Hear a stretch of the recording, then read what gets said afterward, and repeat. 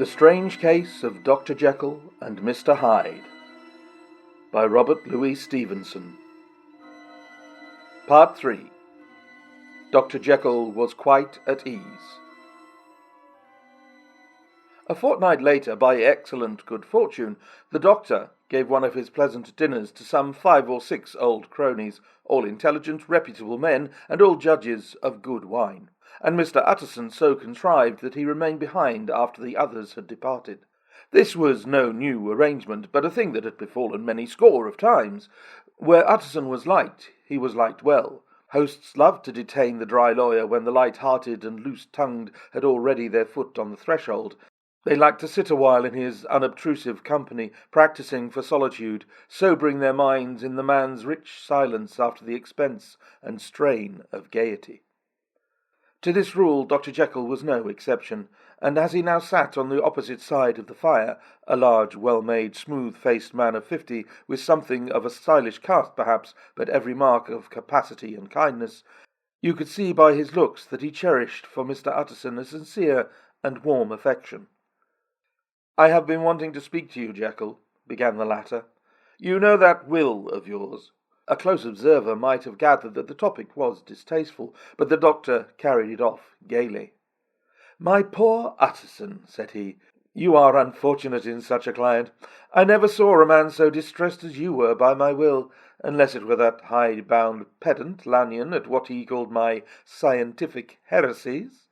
Oh, I know he's a good fellow, you needn't frown, an excellent fellow, and I always mean to see more of him, but a hide-bound pedant for all that.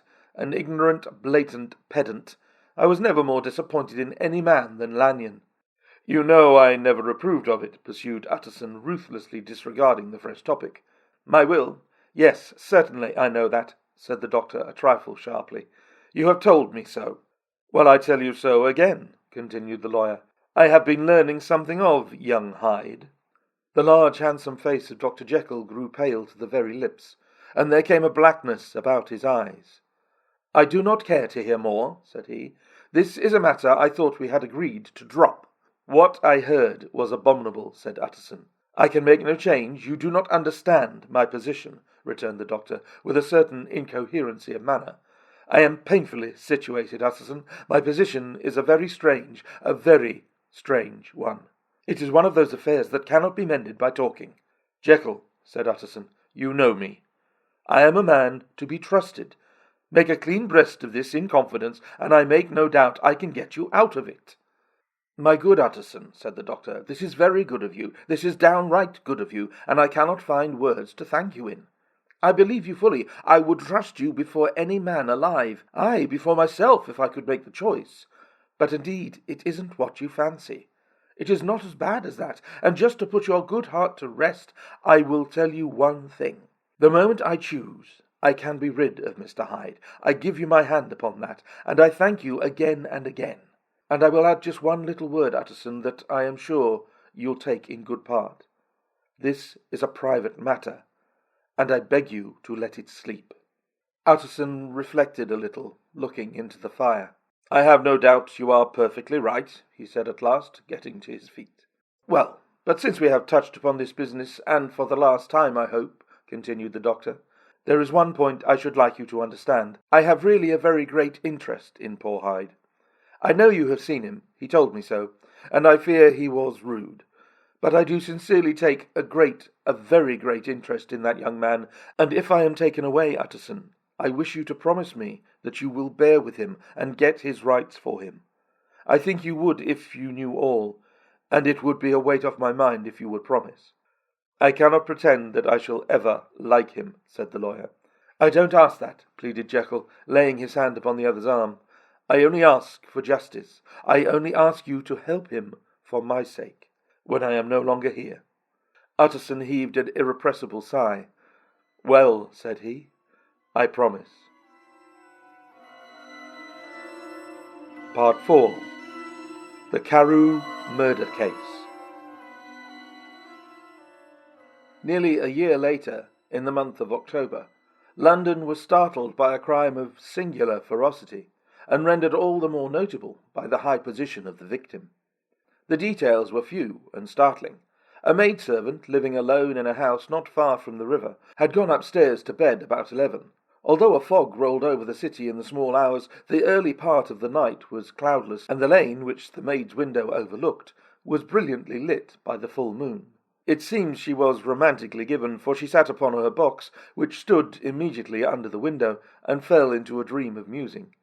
Never, she used to say with streaming tears when she narrated that experience, never had she felt more at peace with all men or thought more kindly of the world. And as she so sat, she became aware of an aged, beautiful gentleman with white hair drawing near along the lane, and advancing to meet him, another and very small gentleman, to whom at first she paid less attention. When they had come within speech, which was just under the maid's eyes, the older man bowed and accosted the other with a very pretty manner of politeness. It did not seem as if the subject of his address were of great importance. Indeed, from his pointing, it sometimes appeared as if he were only inquiring his way. But the moon shone upon his face as he spoke, and the girl was pleased to watch it. It seemed to breathe such an innocent and old-world kindness of disposition, yet with something high, too, as of a well-found self-content. Presently her eye wandered to the other, and she was surprised to recognize in him a certain Mr. Hyde, who had once visited her master, and for whom she had conceived a dislike. He had in his hand a heavy cane, with which he was trifling, but he answered never a word, and seemed to listen with an ill-contained impatience. And then all of a sudden he broke out in a great flame of anger, stamping with his foot, brandishing the cane, and carrying on, as the maid described it, like a madman. The old gentleman took a step back, with an air of one very much surprised and a trifle hurt, and at that moment Mr. Hyde broke out of all bounds and clubbed him to the earth. And next moment, with ape-like fury, he was trampling his victim underfoot and hailing down a storm of blows, under which the bones were audibly shattered and the body jumped upon the roadway. At the horror of these sights and sounds, the maid fainted. It was 2 o'clock when she came to herself and called for the police. The murderer was gone long ago, but there lay his victim in the middle of the lane, incredibly mangled. The stick with which the deed had been done, although it was of some rare and very tough and heavy wood, had broken in the middle under the stress of this insensate cruelty, and one splintered half had rolled in the neighbouring gutter. The other, without doubt, had been carried away by the murderer. A purse of gold and gold watch were found upon the victim, but no cards or papers, except a sealed and stamped envelope, which he had been probably carrying to the post, and which bore the name and address of Mr. Utterson.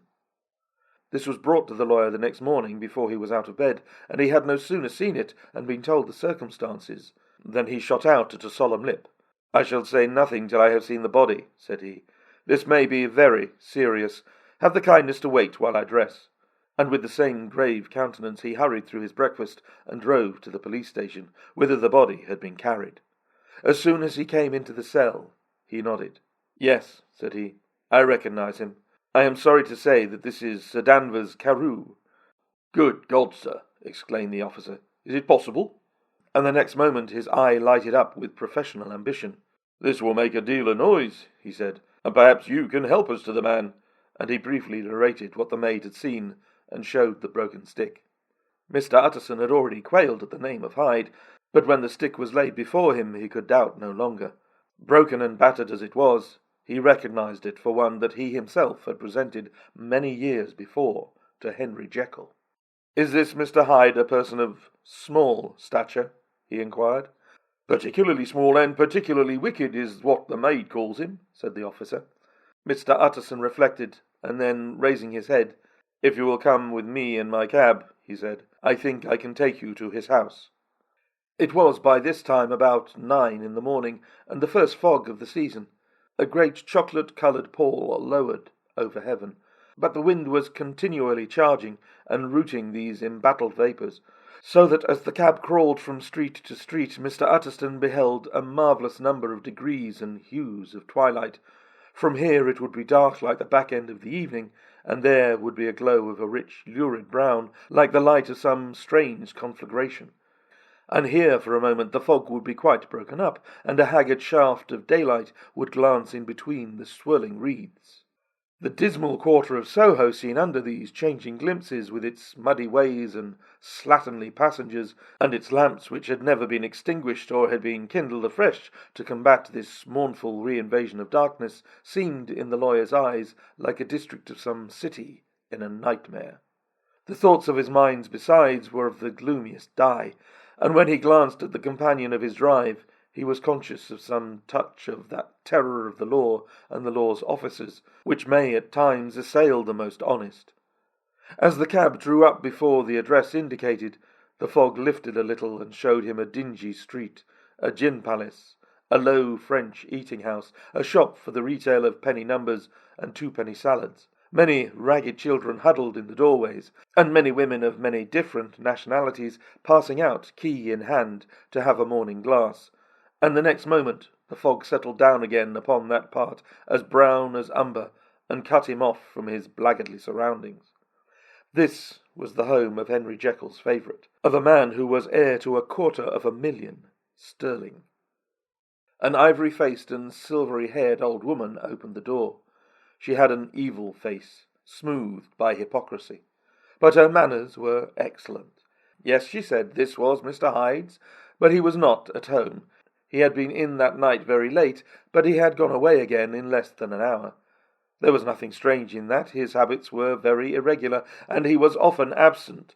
For instance, it was nearly 2 months since she had seen him till yesterday. "Very well, then, we wish to see his rooms," said the lawyer, and when the woman began to declare it was impossible, "I had better tell you who this person is," he added. "This is Inspector Newcomen, of Scotland Yard." A flash of odious joy appeared upon the woman's face. "Ah," said she, "he's in trouble. What has he done?" Mr. Utterson and the inspector exchanged glances. "He don't seem a very popular character," observed the latter. "And now, my good woman, just let me and this gentleman have a look about us." In the whole extent of the house, which but for the old woman remained otherwise empty, Mr. Hyde had only used a couple of rooms, but these were furnished with luxury and good taste. A closet was filled with wine, the plate was of silver, the napery elegant. A good picture hung upon the walls, a gift, as Utterson supposed, from Henry Jekyll, who was much of a connoisseur, and the carpets were of many plies and agreeable in colour. At this moment, however, the rooms bore every mark of having been recently and hurriedly ransacked. Clothes lay about the floor with their pockets inside out. Lock-fast drawers stood open, and on the hearth there lay a pile of grey ashes, as though many papers had been burned. From these embers the inspector disinterred the butt end of a green cheque-book which had resisted the action of the fire. The other half of the stick was found behind the door, and as this clinched his suspicions, the officer declared himself delighted. A visit to the bank, where several £1,000s were found to be lying to the murderer's credit, completed his gratification. "You may depend upon it, sir," he told Mr. Utterson. "I have him in my hand. He must have lost his head, or he would never have left the stick, or, above all, burned the cheque-book. Why, money's life to the man. We have nothing to do but wait for him at the bank and get out the handbills." This last, however, was not so easy of accomplishment, for Mr. Hyde had numbered few familiars. Even the master of the servant-maid had only seen him twice. His family could nowhere be traced. He had never been photographed, and the few who could describe him differed wildly, as common observers will. Only on one point were they agreed, and that was the haunting sense of unexpressed deformity with which the fugitive impressed his beholders.